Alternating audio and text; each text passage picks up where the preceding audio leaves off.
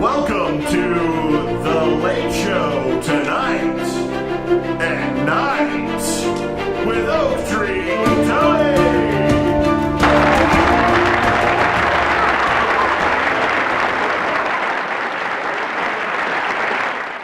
Insert lame joke here.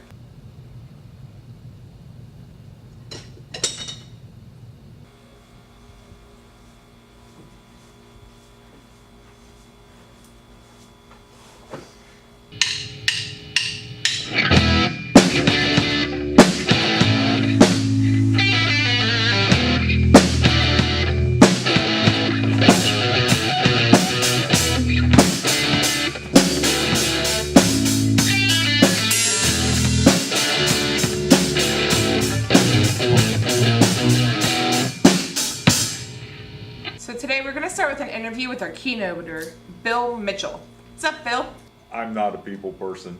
Well, I'll try and make this easy for you, okay? But this is an interview, so I'm going to have to ask a few tough questions. Dang. You'll survive. We'll start with something easy. What are your thoughts on television these days? I watch radio You watch radio. just to be by myself. And Yeah, well, I guess not many people would want to join you in watching radio. Any other reason? well, if they're broke, they'll work just fine. That makes no sense at all. Is there anything that you do watch on television? Fred and Wilma Flintstone. Okay, good. Do you have a favorite episode? I only had like one. One's okay. What was it? I don't even remember. Any memory about the episode at all? It was that long ago. That's okay. Don't worry about it. You seem to be a little bit more relaxed. So, are you ready for a harder question? Yes. Okay, you mentioned in a keynote that for the first days of your life, your name was Sarah Margaret.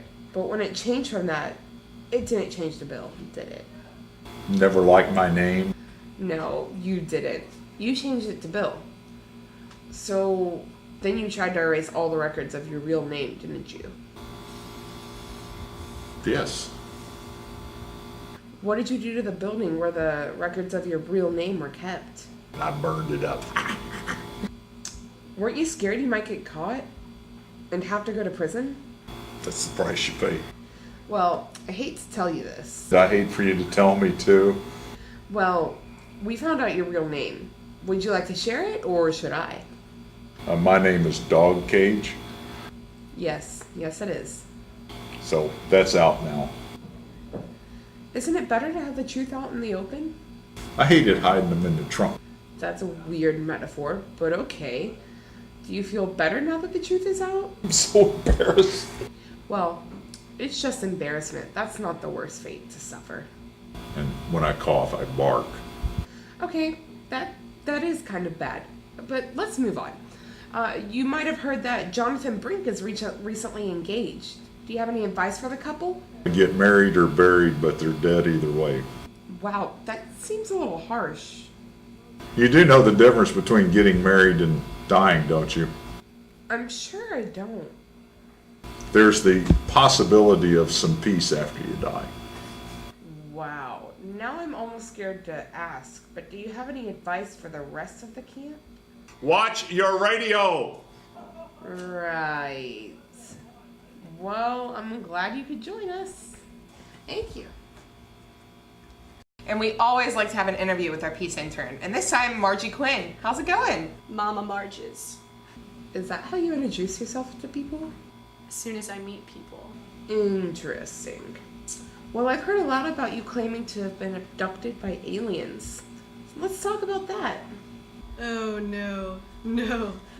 I realize it could be a traumatic thing to talk about, but could also be very healing to get it out there. I still have the visual image sketched in my head. Wow. So what happened right after you were abducted? They give you like this necklace and you can put different, what are they called? Pins on them. Well, I guess that sounds okay. Seems like they liked you. That sounds kind of narcissistic, but But clearly they liked you. Or why would they have taken you, right? so things were looking up. Now, I understand there were some translation problems, language barrier. What did their language sound like?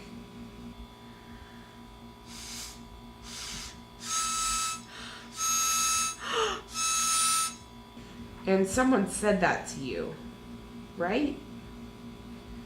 It can either mean someone told you, Told me that I ate like a man.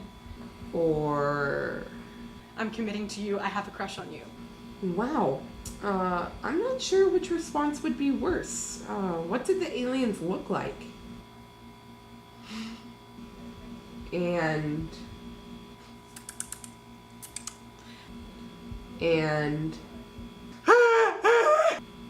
gruesome.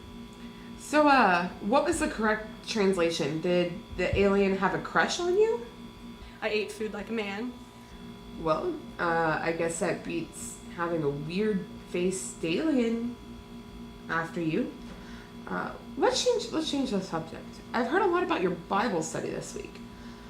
You let everyone else talk to their heart's content, but you never really talk. Tell me, how do you prefer to stop conflict? Can you give an example of a time you recently used this method? And I got a running start, and I ran up, and I...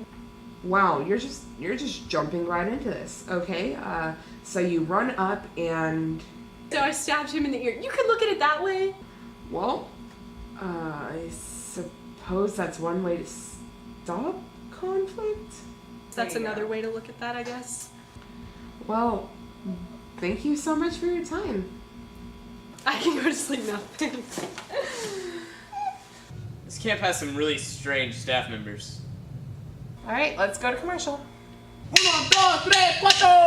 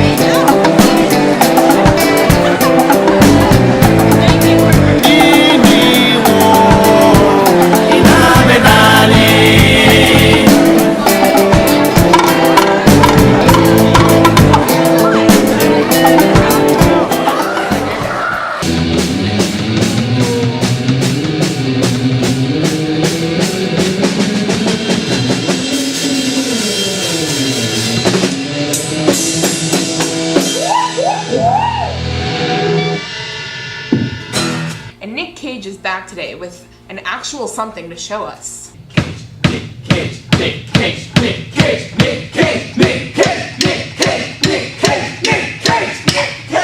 Hey, Nick. The good news is I have lots of clips. Are you gonna roll them again without giving me the chance to talk about it? Yes, absolutely. Roll the clip. What are we even looking for? Clues! I found it, Mr. Nick Cage! You found it, Mr. Oscar-winning Nick Cage. Oh.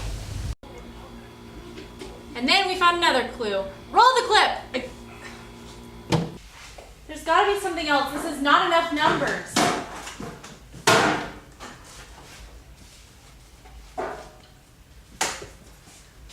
National treasure! National treasure!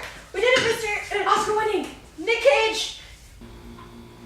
And then I followed the clues and talked to a weird Russian guy. Roll the clip! Yes, hello, this is Mikhail Olmanov. I am glad you have called. I do want to know one thing. How did you get a film crew to my house in Russia? I'm Nick Cage. Makes sense. So Michael, thank you for joining us today. I used the map of Disciples Crossing and I saw that the gazebo and Campbell were not on the map, and that led me to the numbers that led me to you. Yes, that was very smart of you. We hid in plain sight as were. What we wanted was someone who truly loved Sergei Omenov to go searching and find this so that I could lead you to true treasure about Sergei Omenov. People know very little about Sergei. He is descendant, I am descendant of him. He founded the camp that you know as Disciples Crossing. It was all trees, and he cleared trees, and he built lake, and he built houses, and moved family. And unfortunately, the people of Athens thought the Russians were trying to take over the entire world from Athens. And so sadly, very sadly, there was killing of Russians and Sergei. And I want the world to know truth about Sergei. And that is why I hoped someone like you who loved Sergei would go on this quest. And I'm very glad that you did. Well, really, I love treasure. That is quite a beard you have, Michael. It actually is Mikhail. Yes, beard is necessary to survive harsh Russian winters. Never gets above -45 here. We are born with this beard in order to survive. In America, you grow beards. In Soviet Russia, beard grows you. So, Michael, how do I get to the treasure? It is still Mikhail, Mr. Nick Cage. It's actually Oscar-winning Mr. Nick Cage, Michael. Never mind.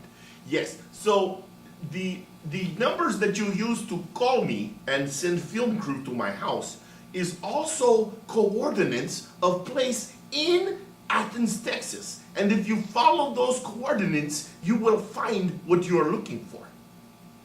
The coordinates lead to the treasure? Yes, to actual journal written by Sergei Omenov. And his treasure. Yes, journal is treasure. The journal is in the treasure. No, the journal is the treasure. Oh. Is proof of Sergei Omenov, is proof of his connection to camp, is proof that he deserves more than just best small group meeting place named after him. I was hoping for a treasure. The bad news is, after all of that, all I found was a stupid journal of Sergei Omenov's. This is Sergei Omenov's journal. Yeah. Like, his journal. Like, his actual journal. Do you know how big this is? This is incredible. This is going to get me a spot on ENN. What's ENN? Eureka National News. Duh. Bye.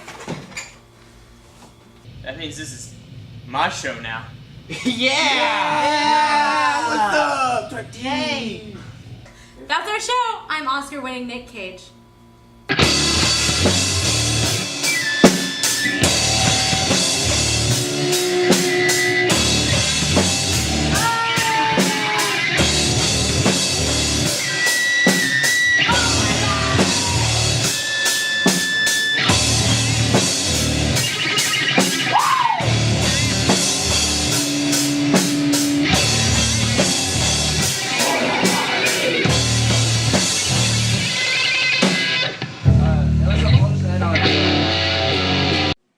KCYF Jesus.